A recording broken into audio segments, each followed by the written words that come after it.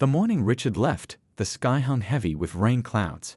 He stood in the doorway of their small apartment, looking back at his wife Mai, who slept peacefully, unaware that this goodbye was different from all the others. Her hand rested protectively over her growing belly, now 5 months along with what they believed was their first child. Richard's throat tightened as he silently closed the door behind him. He had convinced himself this was for the best. His groundbreaking green energy design could change the world, but no investor in town believed in it. The rejection letters piled up on their kitchen table alongside the mounting bills and past due notices. Each night he watched Mai skip meals so he could eat, insisting the baby was giving her strange appetites anyway. The weight of his failure as a provider crushed him a little more each day. The job offer from a tech firm in San Francisco had come unexpectedly. They didn't want his green energy design, they wanted his coding skills for something entirely different. The salary they offered would solve their immediate problems, but it meant relocating immediately. When he suggested May come with him, she had gently reminded him of her mother's declining health and her doctor's advice against travel during this pregnancy. "Go for 3 months," she had said the night before. "Get settled, save some money, and then we'll figure out the next step." Her trust in him had only deepened his shame. But as Richard boarded the bus that rainy morning, he made a different choice. He would reinvent himself. The heaviness of impending fatherhood and financial struggle fell away with each mile between them. By the time he reached San Francisco, Richard Harrington no longer existed. In his place stood Robert Hayes, a brilliant engineer with no attachments and nothing holding him back. The tech firm recognized his talent quickly. Within a year, he had impressed enough senior executives to earn funding for a side project, his original green energy system. He worked relentlessly, sleeping at the office and pouring every waking moment into his creation. When he thought of May and the baby, now surely born, he would bury himself deeper in code and calculations. "Just a little longer," he told himself. "Once I make it, I'll go back and make everything right." But success came faster than he anticipated. His energy system prototype caught the attention of major investors. At 29, he left the tech firm and launched GreenFlow Technologies. At 31, his company went public, and overnight, the man now known fully as Robert Hayes became worth over $100 million. The financial pages called him a wonderkind. Television shows featured his innovative approach to sustainable energy. His face appeared on magazine covers celebrating the brightest minds reshaping the future. And with each new achievement, returning to his old life seemed less possible. How could he explain his deception? What place would he have in the life his wife and child had surely built without him? So Robert built walls around his past. He constructed an elaborate backstory about growing up in Seattle with parents who had passed away. He dated occasionally but kept relationships superficial. His penthouse apartment overlooking the bay contained expensive furniture but few personal touches. His assistant scheduled his life down to 15-minute increments, keeping him too busy to dwell on what he had left behind. By his 36th birthday, GreenFlow had expanded globally. The struggling engineer who once couldn't pay his rent now controlled a company valued at over $6 billion. His innovations had indeed changed the world, bringing affordable clean energy to communities across 3 continents. He told himself that this impact justified his choices. But sometimes, in rare quiet moments between meetings or in the hollow hours before dawn, Robert would find himself searching online for any trace of May. He never typed her full name, that would make it too real. He would simply look at news from their old neighborhood, wondering if she had remarried, if his child had grown up happy, if they had been better off without him holding them back. He never imagined that his carefully constructed world was about to collapse. He couldn't have known that the child he had abandoned wasn't 1 baby at all, but 4. Robert sat at the head of the glass conference table, surrounded by lawyers and executives in expensive suits. The acquisition deal, worth nearly $2 billion, was almost complete. His company would absorb their biggest competitor, making GreenFlow the undisputed leader in renewable energy systems worldwide.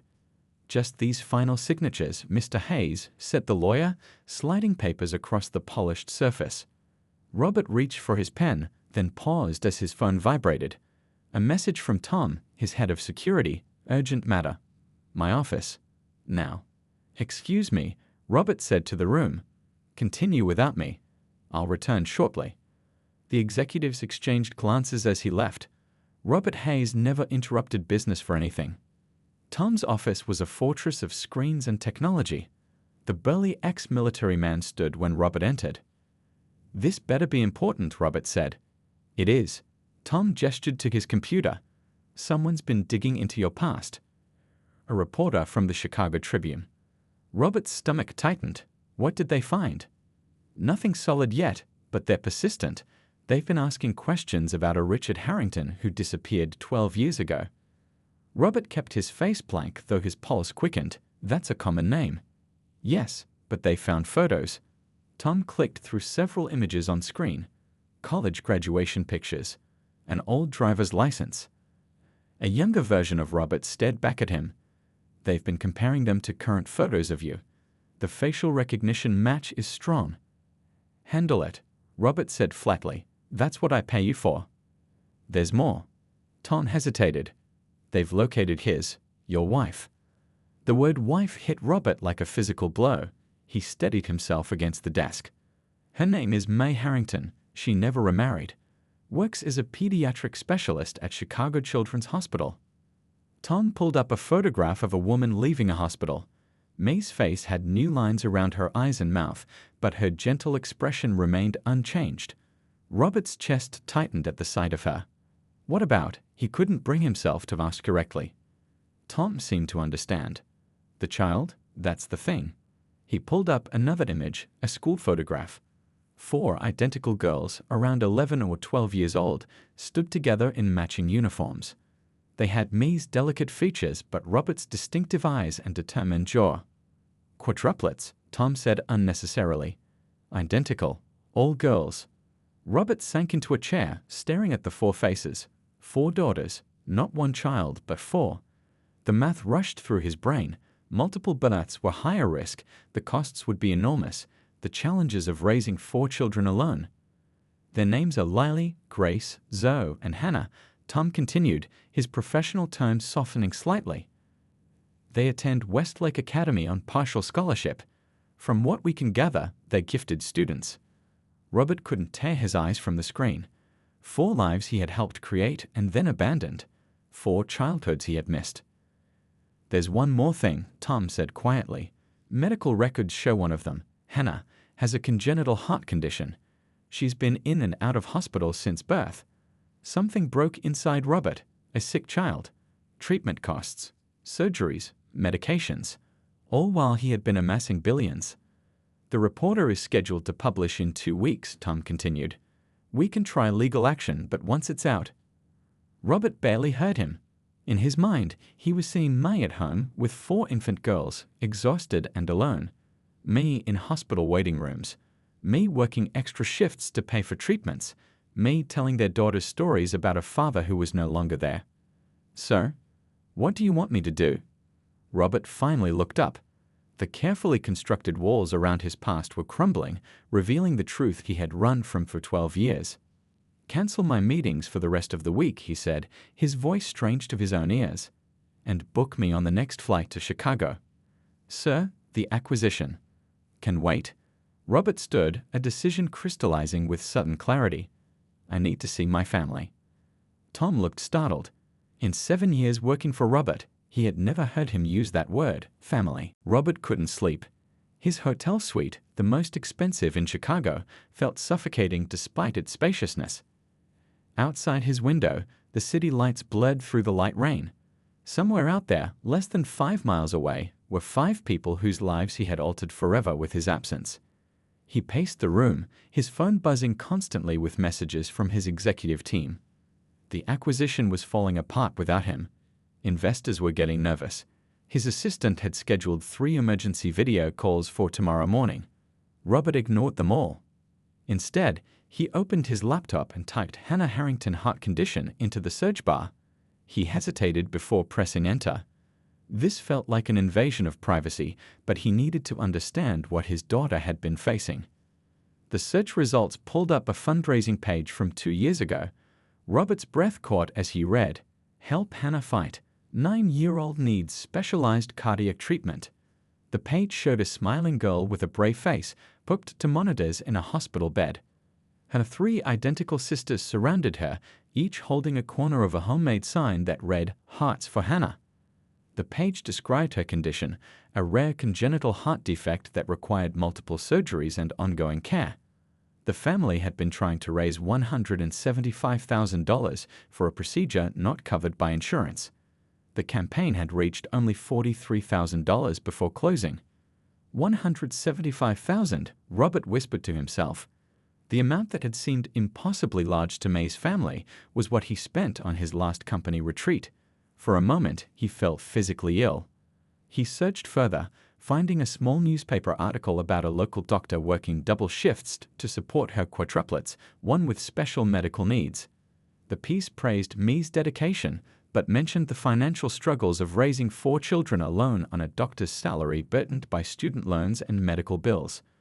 Robert closed his laptop and walked to the window.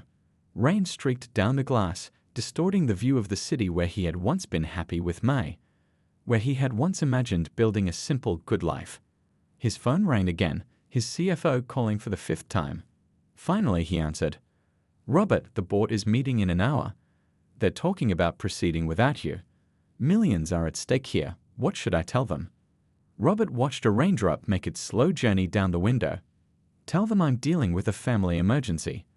"Family? What family?" "Robert, you've never mentioned." "I'll call tomorrow." He hung up and turned off his phone. For the first time in 12 years, Robert allowed himself to fully feel what he had done.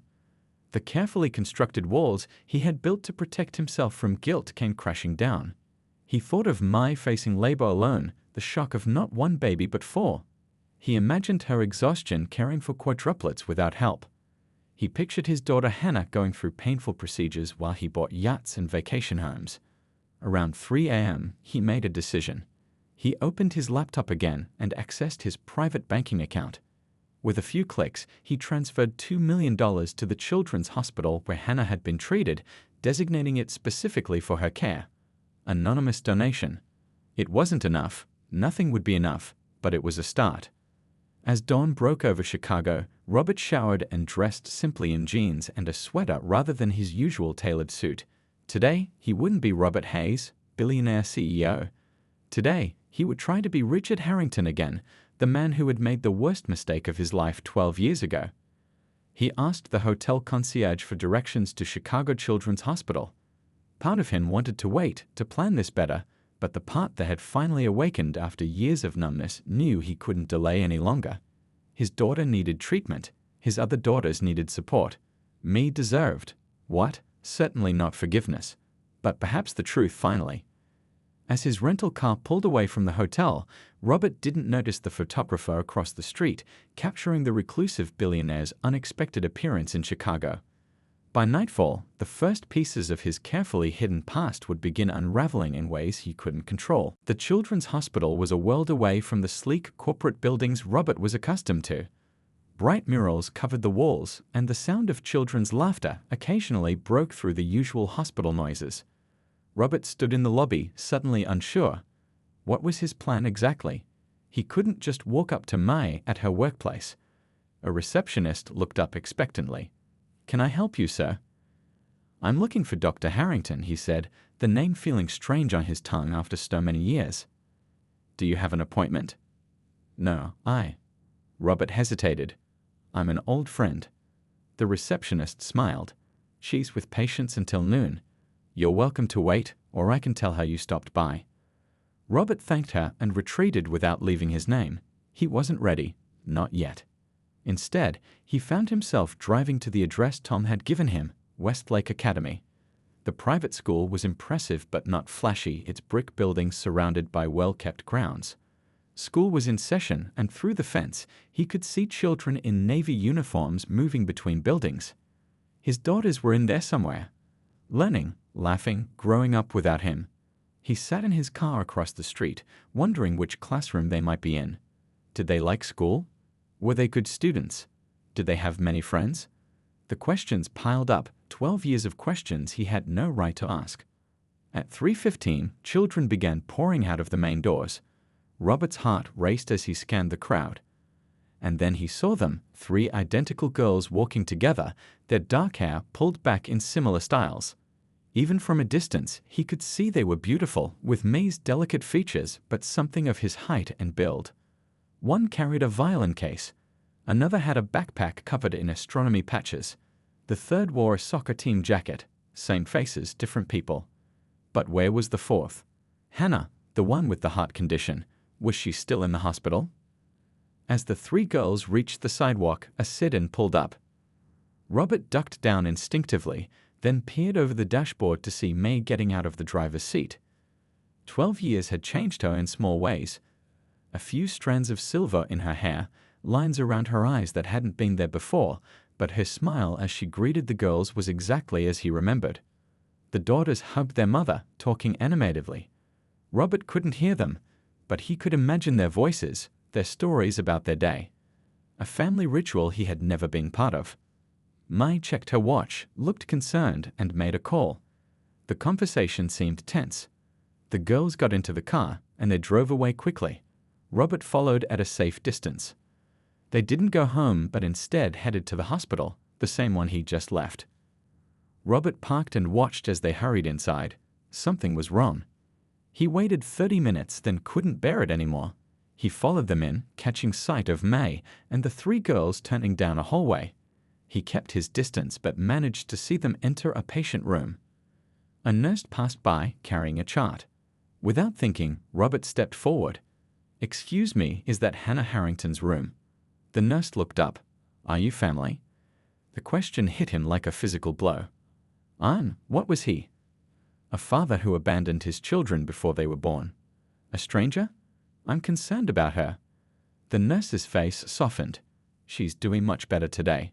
The new treatment seems to be working, though no one can figure out where the funding came from." She lowered her voice. "It's like a miracle, really." The hospital received an anonymous donation that covered not just her treatment, but created a whole fund for children with similar conditions. Robert swallowed hard. "That's wonderful news." "Are you the one who sent those flowers?" she asked, pointing to a large bouquet being delivered to Hannah's room. "No," Robert said, watching as a card was handed to Mai. She read it, her face changing from curiosity to shock. She stepped into the hallway, scanning faces until her eyes landed directly on him. Their gazes locked across the hospital corridor. 12 years dissolved in an instant. Mai's hand went to her mouth. The cart fluttered to the floor. Robert stood frozen, unable to move forward or retreat. The moment he had both dreaded and longed for had arrived without warning. Mai knew, and judging by her expression, a mixture of disbelief, anger, and something he couldn't identify, everything was about to change. "Richard." Mai's voice carried down the hospital corridor, barely above a whisper, but somehow reaching him perfectly. Robert, Richard again now, took one hesitant step forward, then another. Around them, hospital staff and visitors continued their routines, unaware of the earthquake happening between these 2 people. Mai's face cycled through emotions: shock, disbelief, anger. She glanced back at Hannah's room, where their 3 other daughters remained, then stepped forward to meet him halfway. 12 years, she said simply. 12 years without a word. Richard opened his mouth, but what could he possibly say? Sorry seemed insulting in its inadequacy. "I saw you on TV once," Mai continued, her voice steadier now. "Some business award ceremony. I knew immediately it was you, even with the different name. Different haircut, different life." She crossed her arms. "I thought about contacting you. The girls needed so much, especially Hannah. But then I decided if you wanted to be in their lives, you would have reached out." "I didn't know about the girls," Richard said quietly. "That there were 4 of them. I didn't know until a few days ago." Mai's eyes narrowed. "Would it have made a difference? If it was just one baby, would you have stayed?" The question hit like a slap. Richard had no answer. From the hospital room, a young voice called out, "Mom? Who are you talking to?" Mai looked torn. "Go back inside, Lily. I'll be right there." But Lily stepped into the hallway.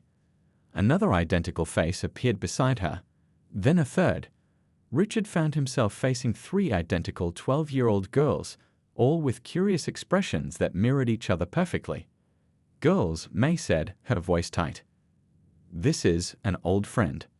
The tallest of the three studied Richard's face intently. You look familiar, she said. Richard felt his heart hammering. They had his eyes. All of them had his eyes. I'm Grace, the tallest one said.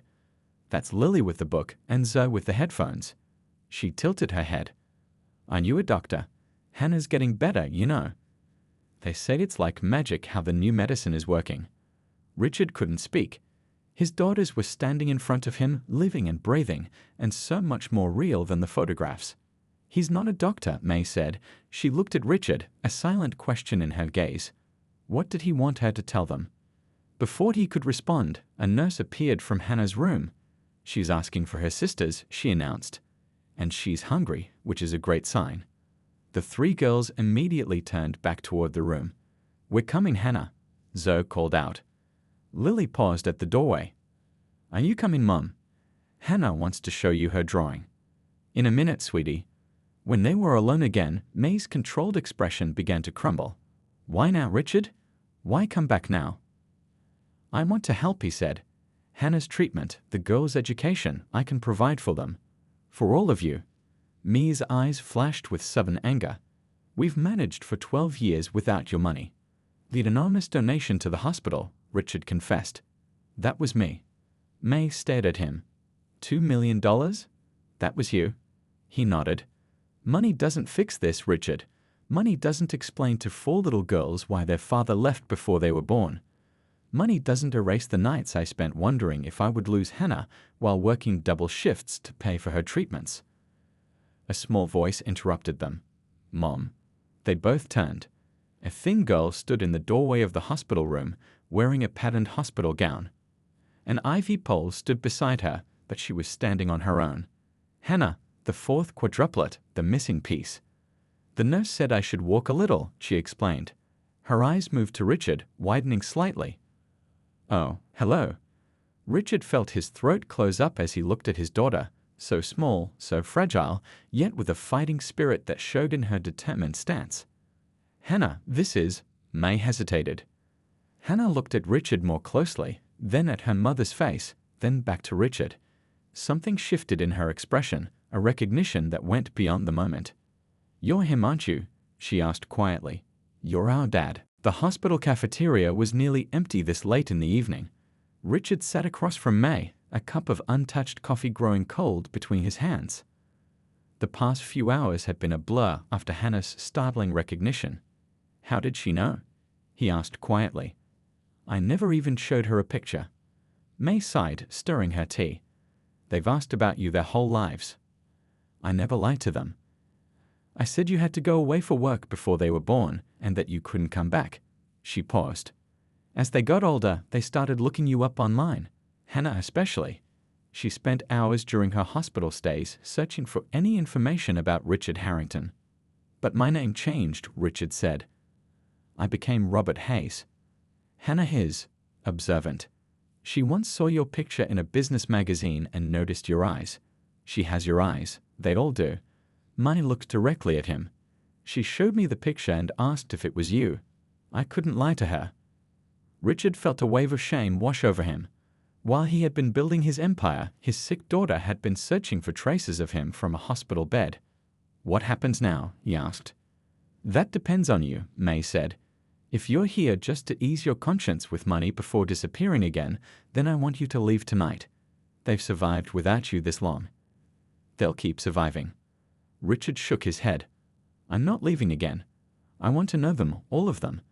I want to help with Hannah's treatment. I want to be part of their lives. It's not that simple, May replied. You can't just walk in after 12 years and claim to be their father. Trust has to be earned. Before Richard could respond, his phone buzzed. Another message from his company. The board was threatening to remove him as CEO if he didn't return immediately. The acquisition was falling apart without him. May noticed his distraction, real-life calling. She asked with a hint of bitterness. Richard turned off his phone completely. Nothing important. The girls want to meet you properly, May said after a moment. They have questions, so many questions. Hannah especially. I want that too, Richard said, more than anything. They have a piano recital tomorrow evening at school. Hannah's well enough to perform. You can come sit in the back. Watch. Afterwards, if you still want this, we can introduce you properly." Richard nodded, grateful for any opportunity. "I'll be there." The next evening, Richard arrived at the school auditorium 30 minutes early. He chose a seat near the back as Mai had suggested.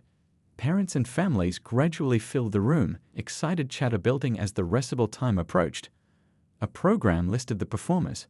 4 names jumped out at him: Lily Harrington, Grade 7, Moonlight Sonata; Grace Harrington, Grade 7, Claire de Lune; Zoe Harrington, Grade 7, Fur Lace; Hannah Harrington, Grade 7. Original composition. They all played piano, something else he hadn't known about his daughters. The lights dimmed.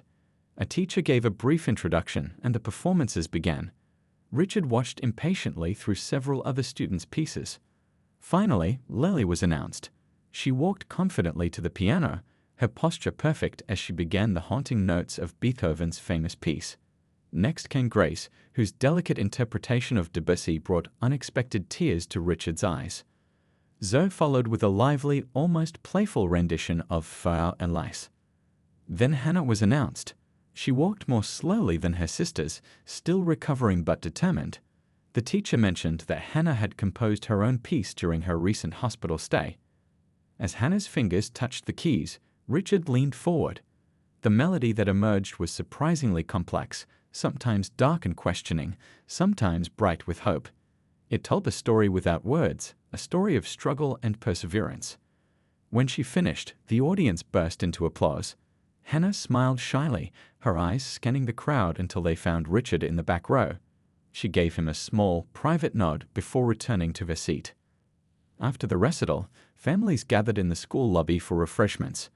Richard stood awkwardly at the edge of the crowd, watching as the quadruplets were congratulated by friends and teachers. May approached him, the 4 girls trailing behind her. "Girls," she said softly, "this is Richard Harrington."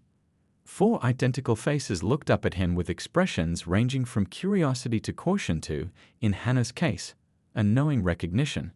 "Your father," May added, her voice steady despite the weight of those 2 simple words. 6 months passed in a blur of cautious reunions, difficult conversations, and small steps forward. Richard rented an apartment 10 minutes from May's house, close enough to be present, but far enough to give them space. He had stepped down as CEO of Greenflow, shocking the business world with his sudden departure, though he remained the majority owner. Today, the morning of the girl's 13th birthday, Richard stood in his kitchen surrounded by gift bags. He had spent weeks finding the perfect present for each daughter, learning their interests and personalities through their twice-weekly dinners and weekend outings. For Grace, the serious one who loved science, a professional telescope. For Lily, the bookworm, a first edition of her favorite novel. For Zoe, the athlete, tickets to see her favorite basketball team. And for Hannah, the musician, a beautiful keyboard with recording equipment for her compositions. Richard checked his watch. The birthday celebration would start at noon. He still had time for one more task, the most important one.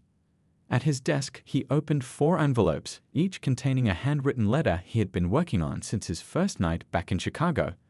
The letters explained everything: why he had left, his regrets, his hopes for their future together. He had rewritten them dozens of times, struggling to find words that could begin to make sense of his choices. His phone buzzed with a text from May. Hannah's latest test results came back. All clear. Best birthday gift ever. Richard smiled. Hannah's health had steadily improved over the past months. The specialists funded by his donation had developed a treatment plan that was working better than anyone had expected. Watching her grow stronger each week had been the greatest gift of his return. When Richard arrived at May's modest 2-story house, the front yard was decorated with balloons and a happy birthday banner. Uncle Chen, May's brother who had helped raise the girls, was setting up tables in the backyard. He gave Richard a nod, not quite friendly yet, but no longer hostile. "The birthday girl wants to see you," Chen said, gesturing toward the house. All 4 of them, actually. Inside, Richard found his daughters in the living room, identical in their excitement but unique in how they expressed it. Grace was organizing presents by size, Lily was reading birthday cards aloud, Zoe was bouncing a balloon like a basketball, and Hannah was filming everything on a small camera. "Dad," Hannah called out, still the most comfortable with the word. The others looked up, their smiles genuine if still a bit reserved. "Happy birthday," Richard said, setting down his gifts. 13 years old. I can't believe it. Mom says when you were 13, you built a radio from scratch, Grace said. Will you teach me how? And me, added Zoe. But can we make it waterproof? For swimming? Richard laughed. We can try. The backyard celebration grew lively as school friends arrived. Richard found himself manning the grill alongside Chen, an unexpected peace forming between them as they worked together. Later, as Mai brought out the birthday cake, one large cake with 4 different colored sections, each girl's favorite flavor, Richard felt a tug on his sleeve. I have something to show you, Hannah said quietly. She led him to the living room piano and handed him a sheet of music titled Second Chances. I wrote it for today, she explained. It's about our family. Richard looked at the complex notation, touched beyond words. Will you play it for me? Hannah nodded and sat at the piano. As her fingers moved across the keys, the melody spoke of loss and redemption, separation and reunion. It was beautiful and honest, capturing their journey in a way words couldn't. When she finished, Richard noticed Mai standing in the doorway, her eyes glistening. The other girls had gathered too, listening in silence. Time for cake, Mai announced, her voice soft. As they walked back to the yard, Hannah slipped her hand into Richard's. I'm glad you came back, she said simply. I should never have left, Richard replied. Hannah looked up at him with wise eyes. But you're here now, that's what matters. Under the afternoon sun, surrounded by his daughter's laughter, Richard watched as 13 candles glowed brightly on the cake. When the girls closed their eyes to make their wishes, he made one too, that he would never again mistake wealth for what truly mattered, being present for the people he loved. As the quadruplets blew out their candles together, Richard knew that his life's greatest achievement wasn't the billions in his bank account or the company he had built. It was this moment and all the moments to come, as he became the father his daughters deserved.